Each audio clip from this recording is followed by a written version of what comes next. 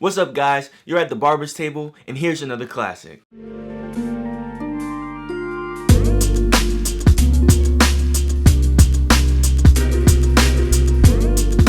As you can see in the title, this is the top 10 ways to sharpen your trimmer. The list is in chronological order. I was very intent about this. When it's numbered from 1 to 10, it's from first to last. So keep that in mind. Trimmers are arguably the most important machine in all of barbering, simply because hairlines are the most important part of the haircut. If you have a nice fade, right, and a terrible hairline, a joint is messed up. But if you have a terrible fade and like a pretty sharp hairline, like it could do some, it can kind of make the cut look a little better. Just to let you guys know, you gotta have your trimmers right in order for you to have good cuts, good shape ups, good lineups, beard lines, and bald fades, and all that type of stuff. The first thing on this list is Barber Side. I learned this trick from Chuka the Barber. Just like plants get pesticides and get protected from the environment, like bugs or anything like that, they understand that blades aren't bought right when they're made, so they need to put some preservatives on there so that it doesn't rust, it doesn't get messed up at all. So there's a residue that's already on your blade when you get it. You need to get that off so that the blade can run smoothly and run better. Second thing, spray and oil, and I say that in the same number because they're like sisters and brothers to me. So it's like they're related. You can't spray without oiling, you can't oil without spray. Some people try and spray and kind of substitute for oiling because it says lubricant on it, but it doesn't really, it's not oil. Like oil has a thicker consistency. It'll put a layer in between your blades because metal on metal only scratches it, and it would make your clippers even more dull. So you need to make sure you're doing that frequently in between every single cut. Number 3, brush the excess hair. You need to be very diligent with brushing off the hair because when you cut, hair gets on the blade and it can actually slow down the blade or get in the way of cutting, and then you be frustrated and not know why you're not cutting hair, and it's because you're not continually brushing off the hair. You need to make sure it's off so that you can use your clipper at the most optimum level you can. 4th, you need to clean inside. The same way you need to take out the excess on the outside, you need to take off the excess on the inside. When you cut hair, it sometimes gets in between the moving blade and the comb blade, and you need to make sure that that doesn't hinder you from doing well while cutting or make times go slower. And now, after we've done all we can before adjusting, we've now come to adjustments. When you see a blade, typically they come in like this, right? This is the moving blade, and this is the top blade, doesn't move. They usually have like a little bit of space in between them. The closer that space is the shorter the hair is, just like the open and close lever, right? So I guess it's kind of like dummy proof.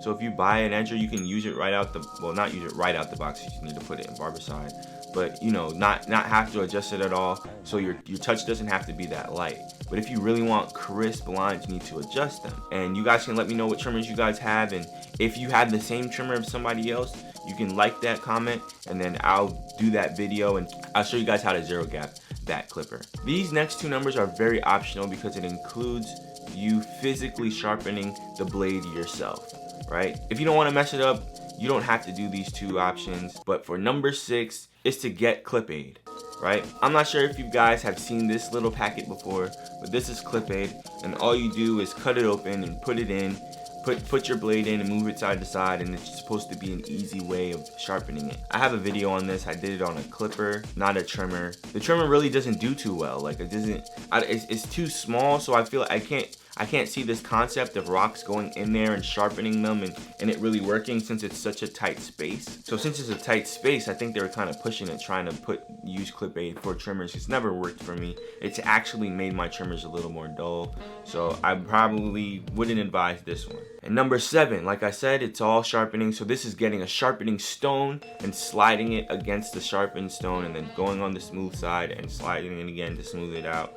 I've tried this also, and this has also made my blades worse. In this particular case though, I tried to learn it by myself. I'm sure if you have an expert with you or you ask somebody to help you to learn it, then you can do, then you probably get better results, but I wouldn't advise you doing this because then you may waste a good $25 to have to buy another blade. We come to number 8. You can just take it to a professional. There are companies that sharpen blades, sharpen all types of blades. You just take it and they've seen what you have before. You give it to them and they sharpen your blade. And if you want somebody trusted, you can go to a nearby barbershop and they may have it inside the barbershop, or they may send you someplace where they usually get theirs sharpened.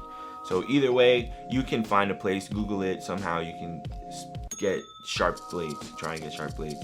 And the idea of these sharp blades, of sharpening your blade, is the thinner your blade is the closer it can get to cutting the hair, if that makes sense to you. So the same way the moving blade goes like this and it gets closer, just think of the thickness of this comb blade. If it was thinner, just like a fade blade, then it would get even closer than before. That's when you'd probably get those ashy looks or they're super sharp cuts.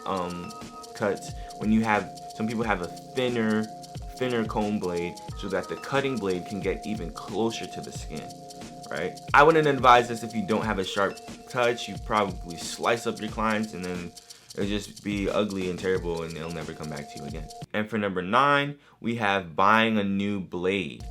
Sometimes if you've been doing from 1 to 8, right, and you've brushed off, you've oiled, you've sprayed, you've Barber Side, you've done all of that, and you've sharpened. As you can tell, when you sharpen something, it gets thinner.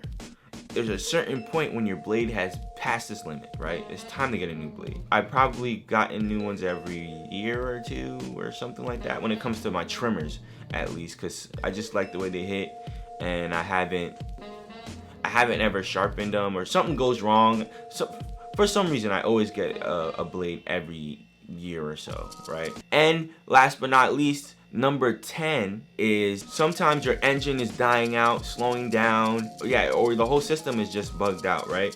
And that messes with the moving blade.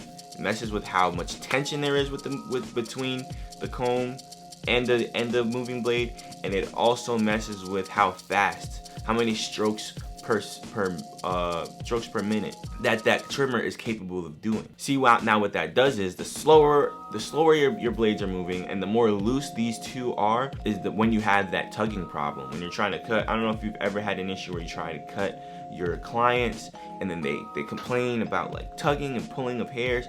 That's either because there's not enough tension between the two blades, or your blade's just moving too slow. So for me, I'd actually get an engine and try and fix it. But if you're not comfortable with opening up your clipper, then I would advise you not to do that and just get a whole new clipper. Sometimes you need to do that. And that's why getting certain clippers that last a long time is worth the money, because now you don't have to pay.